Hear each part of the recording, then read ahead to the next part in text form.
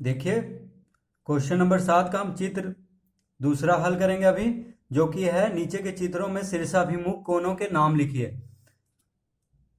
तो देखिए इस तरह से ये चित्र बना हुआ है, ठीक है। तो शीर्षाभिमुख कोण इसमें बताना है। तो देखिए कौन कौन है, तो हम नाम लिखते जाते हैं। तो देखिए सबसे पहला कोण, देखिए ये और ये देखिए शीर्षाभिमुख कोण बना रहा है, यानी कोण APE। देखिए यहां से APE बराबर कौन होगा, BPQ, ठीक है, या QPB भी बोल सकते हैं। तो देखिए B पहले आता है इसलिए हम B से शुरू करेंगे, BPQ। यहाँ पे APE, ये दोनों बराबर है, ठीक है। देखिए हम टिक भी लगा दिए हैं, यानी ये कोण और ये कोण। तो इसका नाम लिखेंगे हम नीचे। तो लिखेंगे एंगल या कोण बोल सकते हैं आप, कोण APE, ठीक है, कॉमा और कौन है BPQ। तो देखिए ये दोनों शीर्षाभिमुख कोण है, तो इसको हम लिख दिया, यानी ये दोनों कोण क्या है, बराबर है। शीर्षाभिमुख कोण क्या होता है, बराबर होता है। अगर ये 80 होगा तो ये भी 80 होगा, ये 100 होगा तो ये भी 100 होगा, ठीक है। अब देखिए दूसरा जोड़ा में, तो ये हो गया पहला जोड़ा, ठीक है। इस तरह से अब हम कॉमा दे रहे हैं। देखिए अब दूसरा हम यहाँ पे लिखेंगे, ये तो हो गया पहला शीर्षाभिमुख कोण जो दोनों बना रहा है। अब दूसरा में देखिए BPE, यानी ये वाला कोण, देखिए ये वाला कोण BPE, देखिए यहां से BPE, इसके बराबर कौन है, यहां से APQ। देखिए QPA भी बोल सकते हैं, लेकिन Q देखिए हम पढ़ेंगे, देखिए A पहले आता है इसलिए A से स्टार्ट करेंगे, APQ, यानी ये वाला कोण। ये दोनों भी शीर्षाभिमुख कोण बना रहा है, ये कोण और ये कोण, ठीक है। ये दोनों कोण भी क्या होगा, बराबर होगा। जब ये 50 होगा तो ये भी 50 होगा, या कुछ भी, ठीक है। तो देखिए हम इसको लिख देते हैं, एंगल कोण BPE। देखिए BPE किसके बराबर है, APQ के। तो हम इसको लिखेंगे कॉमा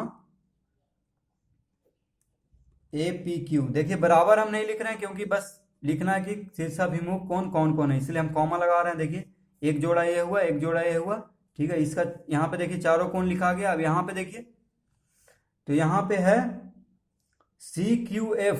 देखिए C यानी ये वाला कोण, देखिए CQF, ये वाला कोण देखिए इस तरह से हम दिखा रहे हैं, CQF। यहां से CQF किसके बराबर है, तो ये वाला कोण के बराबर है। ये इसका नाम क्या है, तो DQP, ठीक है, या PQD भी बोल सकते हैं। तो देखिए इसमें हम DQP भी बोल सकते हैं, PQD, क्योंकि Q के पहले P आता है, तो PQD भी लिख सकते हैं, जो भी अच्छा बोलने में लग रहा हो, DQP भी। तो देखिए यहां पे लिखेंगे हम कोण CQF, और एक कौन है साथ में PQD।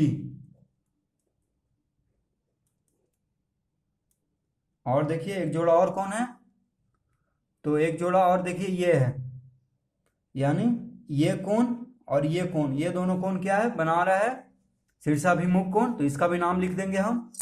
तो इसका नाम लिखेंगे, तो देखिए यहां से ये कोण का नाम क्या लिखेंगे, CQP, ठीक है। बीच वाला हमेशा कोण का नाम होता है। तो देखिए Q पे आ रहा है तो हम यहां से पढ़ेंगे CQP। तो यहां पे लिखेंगे कोण CQP, कॉमा और कौन है, ये देखिए, तो इसका नाम पढ़ेंगे देखिए FQD, ठीक है, या DQF, कुछ भी आप लिख सकते हैं। F कोण, ये कोण का चिन्ह हुआ, ये सब जो दे रहे हैं आगे में, FQD। तो इस तरह से हम देखिए ये हल हो चुका है दूसरा, ठीक है, 7 का दूसरा। तो इस तरह से इसको बस शीर्षाभिमुख कोण लिखना है हमको। तो इस तरह देखिए स्केल से फिगर बढ़िया से बना लेना है कॉपी में, ठीक है। उसके बाद उसका नाम लिख देना है जो जो है। तो देखिए पहला ये था शीर्षाभिमुख कोण जो दोनों बराबर है, दूसरा में ये था, ठीक है, तीसरा ये था, और चौथा, तीसरा चौथा, ठीक है। बस नाम लिख देना है।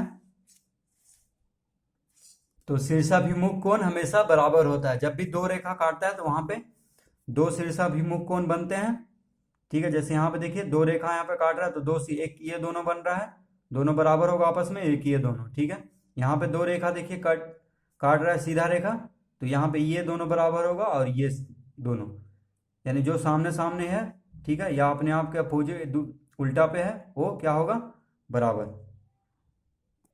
क्वेश्चन नंबर 8 देखिए, कितने अंश का कोण अपने संपूरक अर्थात ऋजु पूरक का दुगना होता है। तो देखिए इसमें हम इसको मान करके पहले हल करेंगे। ठीक है, तो कह रहा है कितने अंश का कोण अपने संपूरक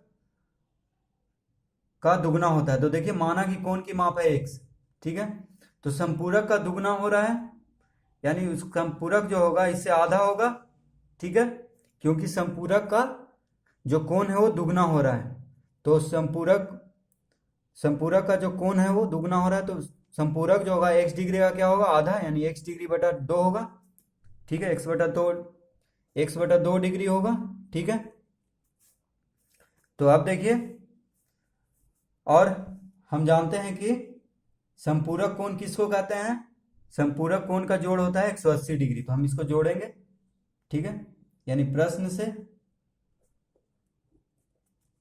तो x प्लस एक्स बटा 2 बराबर 180। ठीक है, देखिए संपूरक कोण का जोड़ होता है 180 डिग्री, और यहां पे कह रहा है कि कितने अंश का कोण अपने संपूरक से दुगना होता है। तो हम माना कि कोण x है, तो संपूरक से दोगुना है ये, तो यानी उसका संपूरक जो है आधा होगा, तभी ना। देखिए x बटा 2 का दुगना हुआ x, देखिए x बटा 2 को अगर हम गुना कर दें 2 से, तो 2 2 कट जाएगा, x बचेगा, यानी संपूरक से ये दोगुना है x। ठीक है, ये आधा हुआ, ये पूरा हुआ, तो और दोनों का जोड़ होता है 180, क्योंकि संपूरक कोण का 180 डिग्री जोड़ होता है। तो अब देखिए इसको हल करेंगे, तो दो यहाँ पे लघुत्तम लेंगे तो कितना हो जाएगा, 2x प्लस एक्स। ठीक है, देखिए यहाँ पे 2 इससे गुना हो जाएगा, तो 2x प्लस एक्स बराबर 180 डिग्री। फिर देखिए 2x और x मिलके हो जाएगा 3x बराबर 180 गुने 2, यहाँ पे भागा में है तो इधर जाके गुना में हो जाएगा। ठीक है, तो अब देखिए, और यहाँ पे देखिएगा, यहाँ पे 2 लघुत्तम लिए थे तो यहाँ पे कुछ नहीं है तो 1 है, तो इसलिए यहाँ 2 से डायरेक्ट 2x गुना हो जाएगा x में, तो 2x, यहाँ पे x है तो x लिखेंगे क्योंकि 2 2 यहाँ पे बराबर है। ठीक है, अब देखिए 3x बराबर कितना हो जाएगा, 180 गुने 2 बटा 3। देखिए यहाँ पे गुना में है तो इधर आके बायां से दायां में आके भागा में हो जाएगा, तो 3 से 180 कितना बार में काटेंगे, 3 6 18, यानी 60 बार में, तो x बराबर कितना आ गया, 120, यानी अतः x बराबर 120 डिग्री। तो इसका आंसर हो जाएगा 120 डिग्री। देखिए कैसे होगा, अब देखिए इसका संपूरक कोण क्या होगा, 60 डिग्री, क्योंकि संपूरक कोण का जोड़ होता है 180, तो 120 में कितना जोड़ेंगे तो 180 आएगा 60। तो देखिए 60 का दुगना है, तो यही हमसे पूछ रहा था कि कितने अंश का कोण अपने संपूरक, यानी 60 का देखिए ये दुगना है, तो संपूरक 60 हुआ, तो 60 का दुगना यानी x बराबर 120 डिग्री, यानी कोण की माप हो जाएगा 120 डिग्री। ठीक है, तो x हम माने थे, देखिए कोण की माप जो कि x निकल गया है, कोण की माप 120 डिग्री। तो इस तरह से इसको हल करेंगे। क्वेश्चन नंबर 9 देखिए, निम्नांकित चित्र से नीचे के रिक्त स्थानों को भरिए। तो ये चित्र देखना है हमको, यहाँ पे इसको भरना है। ठीक है, तो देखिए क्वेश्चन नंबर 9 में इस तरह से चित्र बना हुआ है, 2 रेखा है, देखिए O पे प्रतिच्छेद कर रहा है, यानी मिल रहा है। ठीक है, तो देखिए एंगल कोण POR, तो देखिए POR कौन हुआ, POR ये वाला, ठीक है, यानी ये वाला कोण, और कौन हुआ QOS ये वाला कोण। ठीक है, ये कौन सा कोण हुआ, ये दोनों, तो ये हुआ शीर्षाभिमुख कोण। तो यहाँ पे भरेंगे, देखिए एक दूसरे का उल्टा है एकदम, देखिए दोनों रेखा उल्टा है आपस में, तो ये दोनों हुआ शीर्षाभिमुख कोण। ठीक है, तो यहाँ पे हम भरेंगे इस तरह से, शीर्षाभिमुख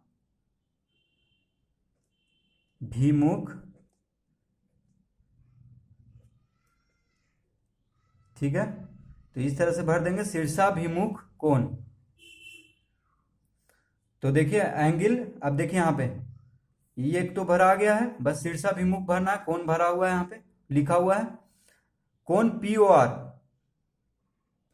तो देखिए POR, POR कौन हुआ, POR यानी यही वाला, ठीक है, POR यानी ये वाला कोण, और POS यानी देखिए ये वाला।